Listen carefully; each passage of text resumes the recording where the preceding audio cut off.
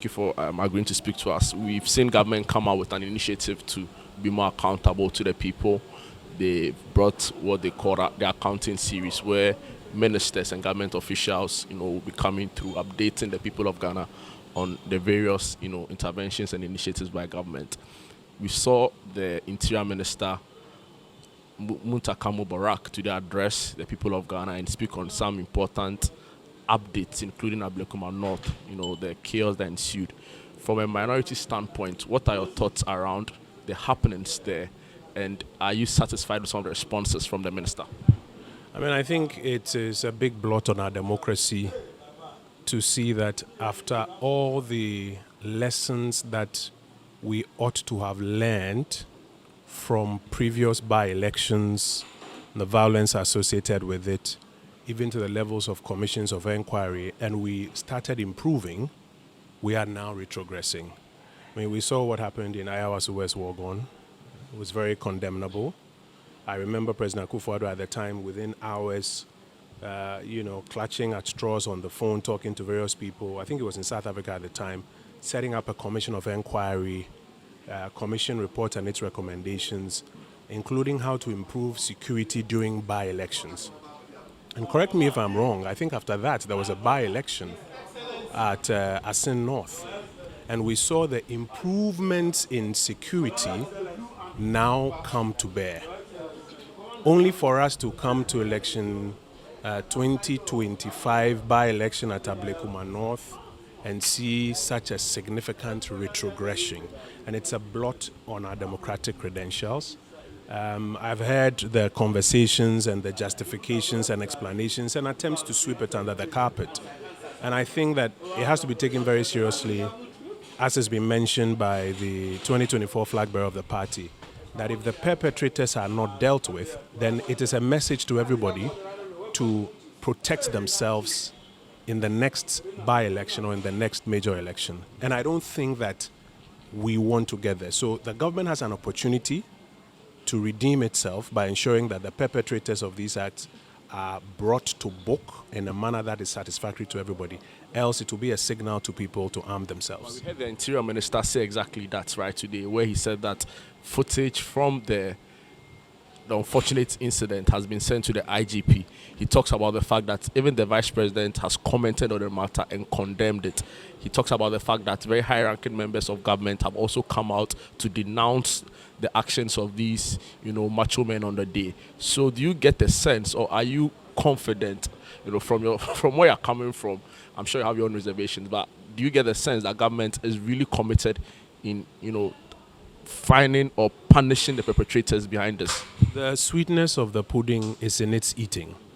So the government narratives and commentary, I'm sure everybody's heard it, but everybody is looking out to see whether these persons identified on camera, their faces are out there, will be arrested and brought to book in a manner that is satisfactory to the average Ghanaian. Not the MPP supporter or the NDC supporter, but the average Ghanaian. The diplomatic corps, civil society groups, everybody's watching to see if the government will do the right thing.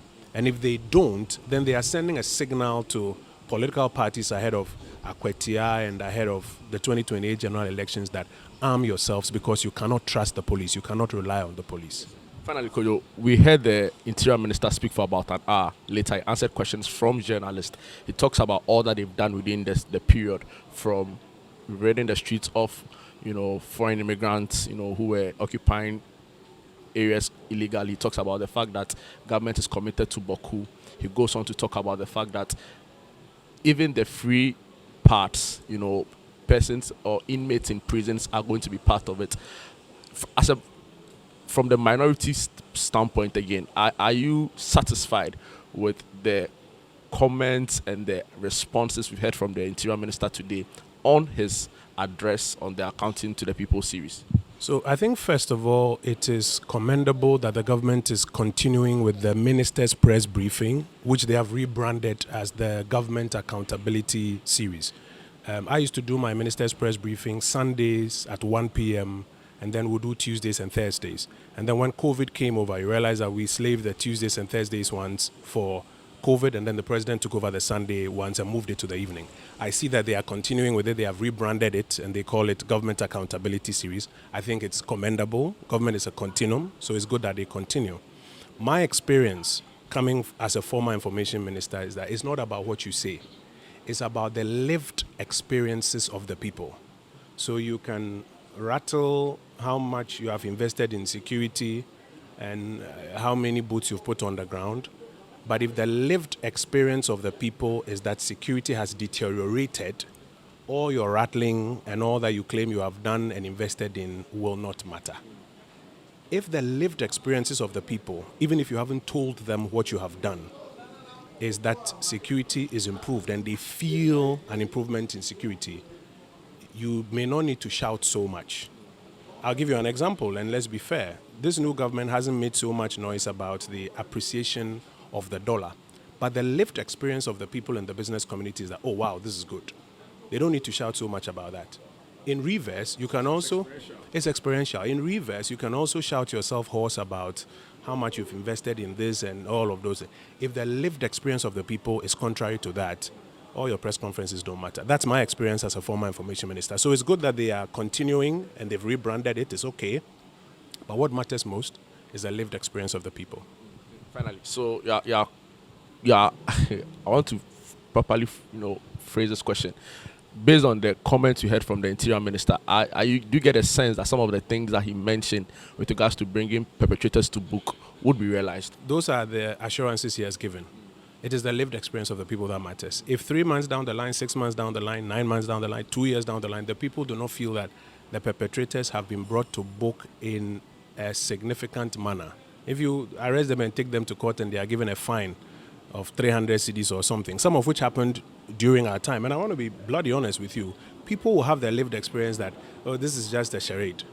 But if people see that these people are arrested and are significantly punished, and they are convinced in their hearts that these people have been significantly punished, their lived experience will be that you've been true to your word. So the government has an opportunity.